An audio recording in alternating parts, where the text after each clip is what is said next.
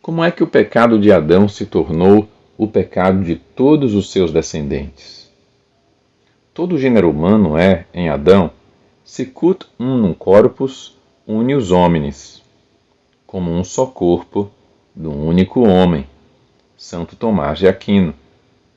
Em virtude desta unidade do gênero humano, todos os homens estão implicados no pecado de Adão, do mesmo modo que todos estão implicados na justificação de Cristo. Todavia, a transmissão do pecado original é um mistério que nós não podemos compreender plenamente. Mas sabemos, pela revelação, que Adão tinha recebido a santidade e a justiça originais não só para si, mas para toda a natureza humana. Consentindo na tentação, Adão e Eva cometeram um pecado pessoal. Mas este pecado afeta a natureza humana que eles vão transmitir num estado decaído. É um pecado que vai ser transmitido a toda a humanidade por propagação, quer dizer, pela transmissão de uma natureza humana privada da santidade e justiça originais. E é por isso que o pecado original se chama pecado por analogia. É um pecado contraído e não cometido, um estado, não um ato. Embora próprio de cada um, o pecado original não tem em qualquer descendente de Adão caráter de falta pessoal. É a privação da santidade e justiça originais, mas a natureza humana não se encontra totalmente corrompida. Está ferida nas suas próprias forças naturais, sujeita à ignorância, ao sofrimento e ao império da morte, e inclinada ao pecado, inclinação para o mal, que se chama concupiscência. O batismo, ao conferir a vida da graça de Cristo, apaga o pecado original e reorienta o homem para Deus. Mas as consequências para a natureza, enfraquecida e inclinada para o mal, persistem no homem e convidam-no ao combate espiritual.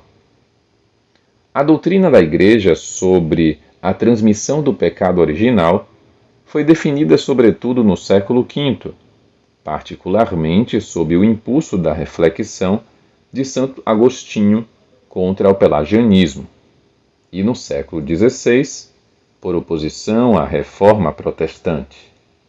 Pelágio sustentava que o homem podia, pela força natural da sua vontade livre, sem a ajuda necessária da graça de Deus, levar uma vida moralmente boa. Reduzia a influência do pecado de Adão à de um simples mau exemplo. Os primeiros reformadores protestantes, pelo contrário, ensinavam que o homem estava radicalmente pervertido e a sua liberdade anulada pelo pecado das origens. Identificavam o pecado herdado por cada homem com a tendência para o mal, concupiscência, a qual seria invencível. A Igreja pronunciou-se especialmente sobre o sentido do dado revelado quanto ao pecado original no Segundo Concílio de Orange, em 529, e no Concílio de Trento, em 1546. Um duro combate. A doutrina sobre o pecado original, ligada à da redenção por Cristo, proporciona uma visão de lúcido discernimento sobre a situação do homem e da sua ação neste mundo. Pelo pecado dos primeiros pais, o diabo adquiriu um certo domínio sobre o homem, embora este permanecesse livre. O pecado original traz consigo a escravidão, sob o poder daquele que possuía o império da morte, isto é, do diabo. Ignorar que o homem tem uma natureza ferida, inclinada para o mal, dá lugar a graves erros no domínio da educação, da política, da ação social e dos costumes. As consequências do pecado original e de todos os pecados pessoais dos homens dão ao mundo, no seu conjunto, uma condição pecadora, que pode ser designada pela expressão de São João, o pecado do mundo. João 1,29. Esta expressão significa também a influência negativa que as situações comunitárias e as estruturas sociais, que são fruto dos pecados dos homens, exercem sobre as pessoas. Esta dramática situação do mundo, que está todo sob o poder do maligno, 1 João 5,19, transforma a vida do homem num combate. Um duro combate contra os poderes das trevas atravessa toda a história dos homens. Tendo começado nas origens, há de durar, o Senhor nos disse, até ao último dia. Empenhado nesta batalha, o homem vê-se na necessidade de lutar sem descanso para aderir ao bem.